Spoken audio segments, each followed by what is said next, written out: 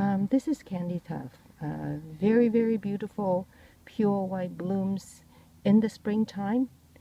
You can tell that it's almost bloomed out, and it's time to clean up and size control. You can tell that there are some new growth here, which has no flower, and the old growth where the flowers are attached to.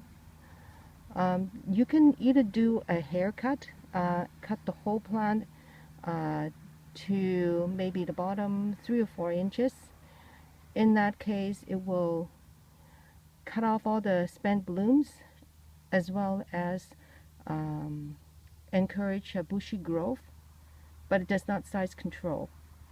If you want to size control it, I recommend, well, this is what I do anyways, to cut the new growth down to maybe about 3-4 inches, and for the older growth, the woody stems, just cut it all the way to the ground. You can either go from the top or you can go from the bottom. You can just flip it over and you can tell the new growth from the old.